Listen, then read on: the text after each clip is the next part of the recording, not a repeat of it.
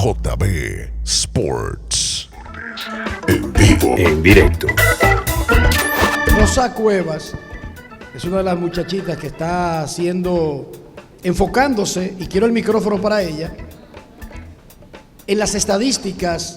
O sea, hace comunicación, pero enfocada en cómo medir el desempeño de los jugadores para tratar de conseguir una zona neutral, que es imposible, por más Word que se inventen, es imposible poder establecer el dominio que tuvo Pedro y Sandy Koufax, porque en todos los listados aparece Sandy Koufax y nadie lo discute, y Koufax jugó como 7, 8 años pelota.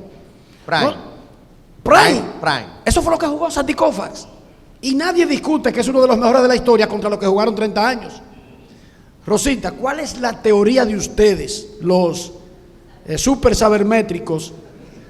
¿Cómo llegan al punto de establecer una zona donde todo el mundo esté más o menos en el mismo contexto para poder determinar quién es mejor entre Pedro y Marux, que este señor no está convencido todavía?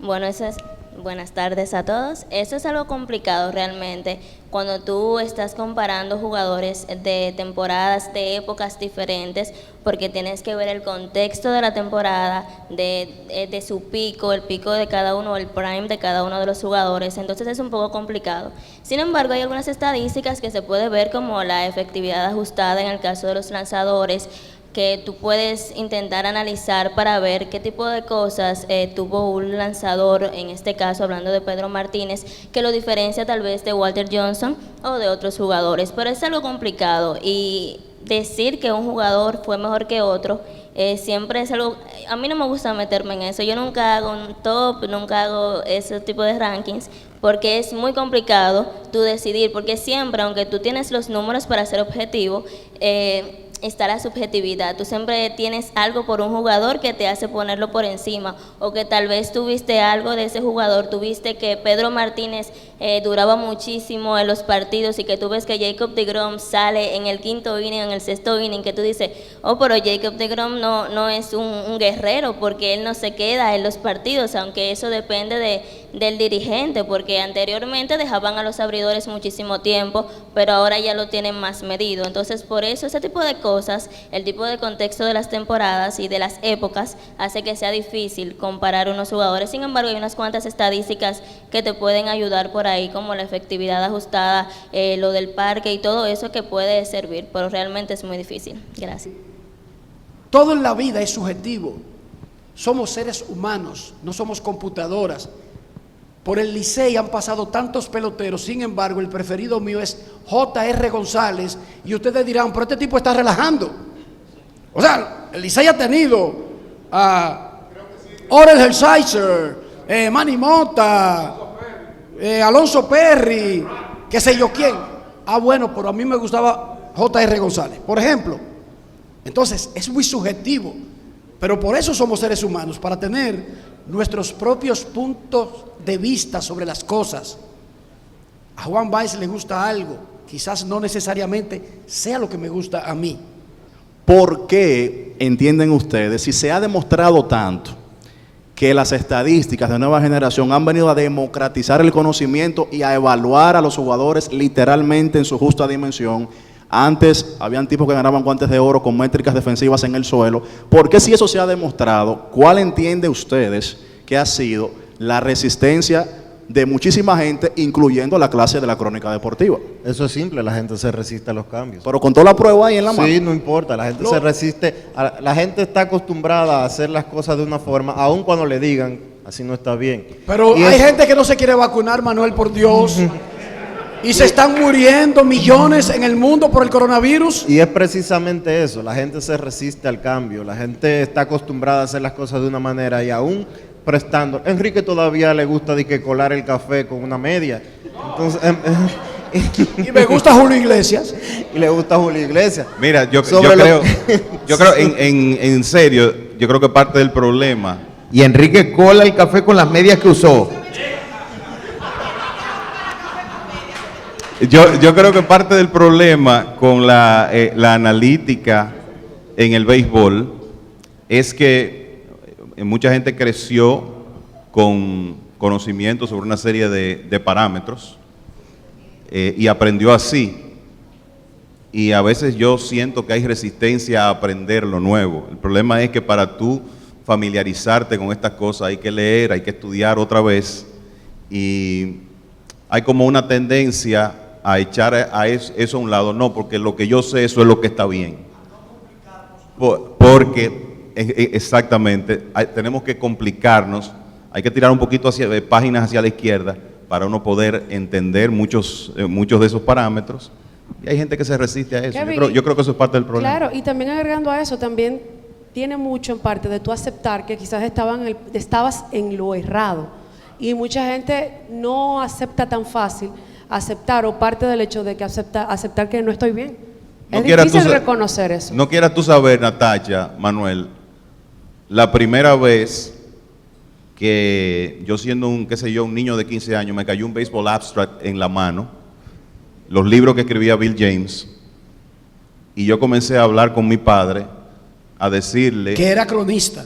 Sí, a decirle que el que bateaba 300 y se envasaba el 33% del tiempo, a mí me gustaba menos que el que bateaba 270 y cogía 100 bases por bola y se envasaba el 40% del tiempo. Porque es un cambio de concepto. Es resistencia al cambio que es natural y, ¿sabes? Creo que el hecho de que, como decía Kevin, para uno llegar a ciertas cosas, a entender ciertas cosas, la realidad es que hay que dedicar un poquito de tiempo y es una cuestión educacional, porque no solamente nos pasa a los dominicanos, yo creo que le pasa a todo el mundo en sentido general. Esta es una batalla que durante muchos años se libró en Estados Unidos, o libraron los sabermétricos, por llamarlos de alguna manera, en Estados Unidos. Ahí hay que entrar por números. Nosotros desde pequeños, algunos, tenemos cierta resistencia a las matemáticas, a los números, se nos hace complicado, y cuando a ti te dices que para tú entender algo como lo que acaba de explicar Kevin, el valor de envasar, si tú llegar desde el marco conceptual de por qué eso tiene que ser así, tienes que entender un poquito de estadística. Estadísticas son números, y bueno, ahí yo creo que viene parte de la resistencia. Es una cuestión muy humana que nos gusten las cosas simples y poco complicadas. Y el béisbol, a fin de cuentas, todo lo que nosotros vemos la pelota es para divertirnos. Y hay personas que están viendo pelota para divertirse y no le interesa que Carlos José venga a complicarle la vida hablándole de números y de fórmulas extrañas. Y eso es algo que uno tiene que aceptar y entender. Saben que yo he dicho que Pedro Martínez es el mejor lanzador que yo he visto. Usted elige el suyo. Tuve la suerte, estando en Cooperstown, John Small, delante de Randy Johnson, de Juan Marichal, de Greg Maddux, y yo estaba en primera fila, dijo que el mejor lanzador que él había visto era Pedro Martínez. Para mí, que tuve el honor de narrar con los Medias Rojas de Boston y narrar a Pedro Martínez, eso no tiene precio. Una efectividad de 1.74. La de la liga, 5.15. El que más se le acercó, un tal Roger Clemens, la crema de la crema, con 3.74. Usted puede elegir el suyo. Nadie ha sido más dominante para mí que Pedro Martínez. Y yo sigo el béisbol desde 1950.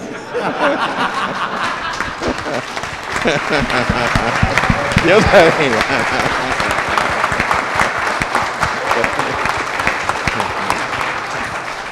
Pues les decía, con respecto al Salón de la Fama, él hablaba de Omar Vizquel, clase aparte. Entonces yo entiendo que si se elige a David Ortiz por ser bateador designado con números extraordinarios, se hablaba de Reggie Jackson, Mr. Octubre, pero David es Mr. Postemporada. Para mí más grande que Reggie Jackson. Entonces, ¿por qué no elegir también a Omar Vizquel? Porque ha sido extraordinario.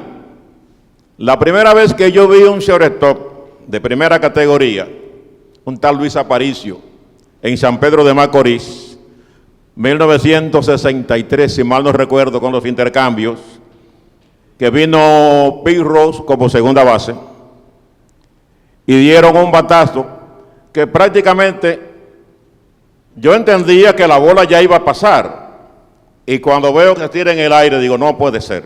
Nosotros no teníamos jugadores de ese nivel, de Luis Aparicio, de ninguna manera. Y entonces yo entiendo que Vizquel debe estar también en el Salón de la Fama, por su defensa, pero además tiene más de 2.700 hits. Yo creo que lo merece, pero me da la impresión de que él no se lleva muy bien con la prensa, como ha hecho nuestro Sammy Sosa, que en vez de pedir clemencia, buscar el voto, lo que ha hecho ha sido alejarse. Una vez más quiero felicitarlo, muchas gracias. Qué bueno que tenemos programas de ese nivel. Y a los jóvenes que estudien. Dice el caballero que la gente se resiste a los números, se resiste a las cosas nuevas. Quiero decirle que el primer cronista que yo vi con una laptop en esta capital se llama Juan Báez. Muchas gracias. JB Sports.